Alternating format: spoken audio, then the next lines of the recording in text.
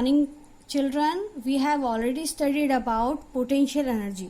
अब हम आज बात करेंगे, we are going to talk about kinetic energy. Kinetic energy means होता है the energy of a body due to its motion. It's called kinetic energy. सारी एनर्जी की जो ऐसा यूनिट होती है वो जूल्स ही होती है, क्योंकि जूल जो मतलब आपकी एनर्जी है वो भी एक तरीके से वर्क डन ही है, क्योंकि अगर हमारे पास एनर्जी नहीं होगी तो हम कोई भी काम या वर्क नहीं कर पाएंगे। तो काइनेटिक एनर्जी का, जैसे अभी हमने पोटेंशियल एनर्जी का फॉर्मूला निकाला था, इट इज़ mgh, है ना। वैसे ही अब हम काइनेटिक एनर्जी का फॉर्मूला निकालेंगे, तो हम उसके लिए पहले कुछ टर्म्स या चीज़ों को समझ लेते हैं कि हम उसको कैसे डिराइव करते हैं। तो the kinetic energy of a moving body is measured by the amount of work it can do before coming to rest. It means हमारा जो होता है कोई भी बॉडी मूव में है, मान लीजिए मेरे पास ये एक बॉल है, मैंने इस पर कोई फोर्स लगाया था तो ये इस डायरेक्शन में मूव हो रही थी, है ना। जब ये मूव हो रही थी, इसका मास मान लीजिए स्मॉल एम है, तो ये जो इस वाली जगह पे मूव हो रही है तो इसकी जो इनिशियल वेलोसिटी है वो मान लीजिए स्मॉल v है, ठीक है।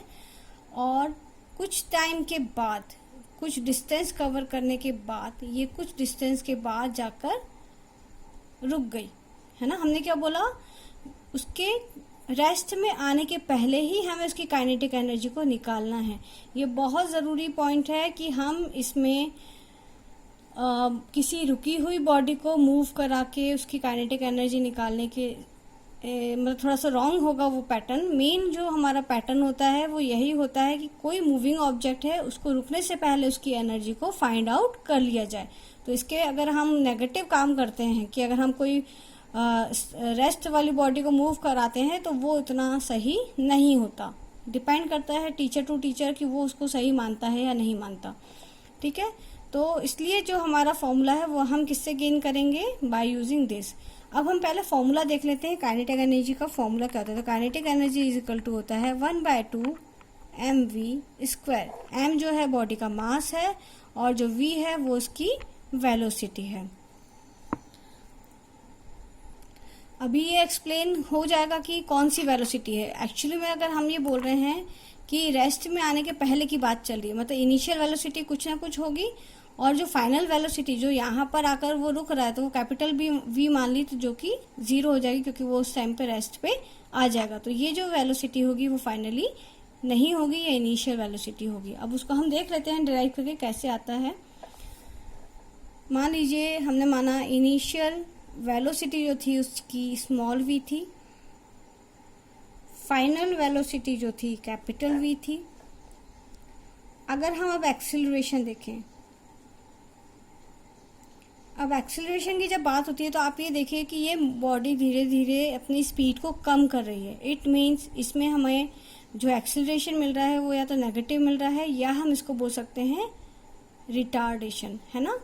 ये रिटार्डेशन है, क्यों, क्योंकि हमारी बॉडी आगे जाके रुक रही है। हमने मोशन में भी यही पढ़ा था कि जब भी कोई बॉडी स्टॉप होने वाली होती है या हम उसको ब्रेक लगाकर स्टॉप करना चाहते हैं, तो जब भी जो एक्सीलरेशन होता है वो हमेशा डी एक्सीलरेशन होता है या रिटार्डेशन होता है या नेगेटिव एक्सीलरेशन होता है, जिसके कारण वो जाके रुक जाती है। तो वही हमने यहाँ लिखा है। अब हमें ये मालूम है कि इनिशियल वेलोसिटी तो ऑलरेडी है क्योंकि बॉडी इनिशियली चल रही थी, लेकिन कुछ टाइम के बाद जाके फाइनल पे वो क्या हो गई, रुक गई। तो फाइनल वेलोसिटी कितनी हो गई, 0 हो गई। हमारे पास एक ही वैल्यू भी है। अगर अब हम देखें तो हमारे पास इक्वेशन ऑफ मोशन से हमारे पास एक फॉर्मूला आता है जो थर्ड नंबर का जो फॉर्मूला है, it is v² = u² + 2as। अब हम इसको इक्वेशन नंबर 1 मान लेंगे और इसमें सारी वैल्यूज को पुट कर देंगे। तो हमें पता है फाइनल वेलोसिटी क्या है, 0 हो गई है। इनिशियल वेलोसिटी हमारे पास स्मॉल v² है प्लस 2। ए की वैल्यू माइनस में है क्योंकि बॉडी धीरे धीरे अपनी स्पीड को कम कर रही है, और ये डिस्टेंस हो गया जो उसने कवर की है s, ठीक है। अगर हम इसको यहाँ ले जाएंगे तो ये माइनस में हो जाएगा, इसको बाहर निकाल लेंगे ए के माइनस को, तो ये आपस में कैंसिल आउट हो जाएंगे। तो ये हो जाएगा v² = 2as। क्लियर। अब इसके बाद क्या करना है, ये हमारे पास इक्वेशन नंबर आ गई 2। अब हमें पता है Newton's second law, force is equal to होता है मास इनटू एक्सेलरेशन।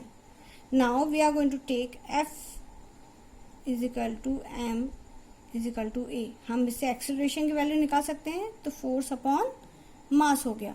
अब हम इस ए की वैल्यू को इस सेकेंड इक्वेशन में पुट कर देंगे। When we are going to put the value of a, it is f upon m into s. Now we are going to shift m and 2 from here to here, so it is f into s is equal to 1/2 mv square। Clear. अब जो force into distance होता है, जो कि हमने पढ़ा था work done होता है ना, और जिसको हम बोल सकते हैं kinetic energy. Force into distance होता है काइनेटिक एनर्जी, और फोर्स इंटू डिस्टेंस होता है पोटेंशियल एनर्जी। पोटेंशियल एनर्जी में यहाँ पे m इंटू जी आ जाता है और डिस्टेंस की जगह h आ जाता है, तो mgh हो जाता है। वहीं पर अगर हम काइनेटिक एनर्जी की बात कर दें तो फोर्स इंटू डिस्टेंस क्या आ रहा है हमारा 1/2 mv स्क्वायर।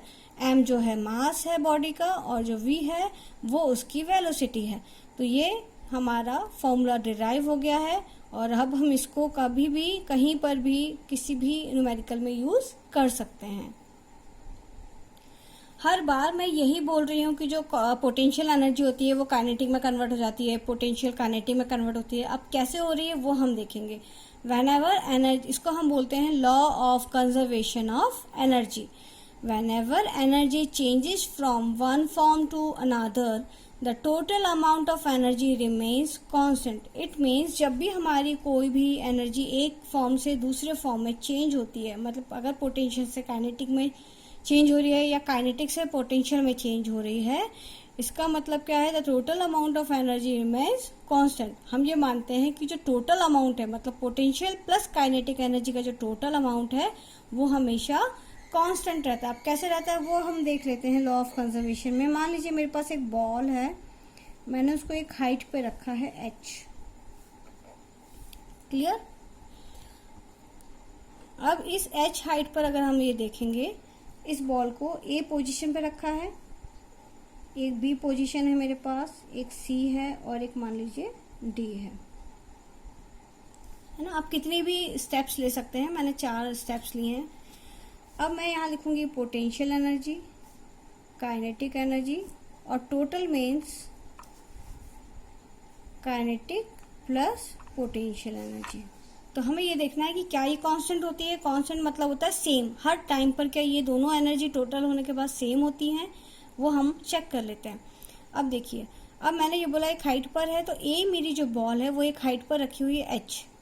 अगर वो किसी हाइट पर है, इसका मतलब उसमें mgh आ गया है ना, क्योंकि पोटेंशियल एनर्जी क्या होती है, mgh होता है, काइनेटिक होती है 1/2 mv स्क्वायर। अगर कोई हाइट मैक्सिमम है तो कौन सी चीज ज्यादा होगी, पोटेंशियल एनर्जी ज़्यादा होगी, क्योंकि वो बहुत ज़्यादा हाइट पर रखी है और अभी मूव नहीं हो रही है, वो रेस्ट में है। तो इसमें क्या होगा, अगर रेस्ट में है मतलब बॉल रेस्ट में है, मतलब ये एक पोटेंशियल एनर्जी स्टोर कर लेगा। तो इस पॉइंट पे मान लीजिए इसकी पोटेंशियल एनर्जी थी 20 जूल्स। अब इसमें कोई मूवमेंट नहीं है, कोई मूवमेंट नहीं है, इसका मतलब काइनेटिक एनर्जी कितनी होगी, वेलोसिटी कितनी है, 0 है, मतलब इसकी 0 जूल्स काइनेटिक एनर्जी होगी। अगर हम इन दोनों का टोटल करते हैं तो कितनी आ जाएगी, 20 जूल्स। क्लियर। अब मैंने जब इसको ड्रॉप करना स्टार्ट किया तो वो बी पोजीशन पे आ गई। अब इसकी हाइट ये हो गई, अर्थ से या जो भी रेफरेंस पॉइंट था उससे इसकी हाइट मान लीजिए h1 या h डैश मान लीजिए, h डैश हो गई। अब हमें ये पता है कि h डैश की वैल्यू कम है as compare to h। h ज़्यादा थी, उसके बाद नीचे आ गए तो क्या हो गया, इसकी वैल्यू कम हो गई। इससे मतलब हाइट इसके कम होगी, इसका मतलब पोटेंशियल एनर्जी भी धीरे धीरे कम हो रहा है। तो ये मान लीजिए हो गई 15 जूल। क्लियर। इस वाले पॉइंट पे कितनी हो गई, 15 जूल। और हमारे पास, अब मैंने इसको ड्रॉप किया तो इसकी वेलोसिटी आई, क्योंकि मूव होना स्टार्ट हो गई, तो इसमें कोई वेलोसिटी आ गई। तो मान लीजिए ये वैल्यू हो गई 5 जूल्स। तो दोनों को अगर हम प्लस करेंगे तो क्या हो जाएगा, 20 जूल्स। अब हम आते हैं तीसरे पॉइंट पर, सी पर। अगर मैंने सी पॉइंट पर आ गई हूँ और यहाँ पर हाइट मेरी है एच डैश डैश, है ना। अब मेरे को ये पता है कि एच डैश डैश जो है वो एच डैश और एच से भी कम है। इट मीन्स इसमें जो एनर्जी होगी वो बहुत कम होगी। मान लीजिए मैंने इसको बोल दिया 5 जूल्स हो जाएगी। और हमें ये पता है कि जैसे जैसे अर्थ के नियर कोई भी ऑब्जेक्ट फॉल होता है तो उसकी वेलोसिटी बढ़ जाती है। तो मान लीजिए इसकी वेलोसिटी बढ़ेगी, मतलब ये काइनेटिक एनर्जी भी बढ़ जाएगी, तो इट विल 15 जे हो जाएगी मान लीजिए। तो ये हो जाएगा टोटल कितना, 20 जे। अब जब ये यहाँ पर आ गई डी वाले पे, तो इसकी हाइट कितनी हो गई, हाइट 0 हो गई, क्योंकि अर्थ रेफरेंस पॉइंट पर आ गया है बॉल। और यहाँ पर पोटेंशियल एनर्जी जो हो जाएगी 0 जूल्स हो जाएगी। और इस टाइम पे स्पीड उस टाइम मैक्सिमम होगी, तो ये 20 जूल्स हो जाएगी। तो टोटल कितना हो गया, 20 जूल्स। तो ये देखिए कि हमारा जो टोटल एनर्जी है, चाहे वो फॉर्म चेंज हो रहा है, पोटेंशियल से काइनेटिक में चेंज हुआ, लेकिन जो टोटल अमाउंट ऑफ एनर्जी है वो हमेशा सेम रहता है। If you find it is interesting तो please follow and share. Thank you.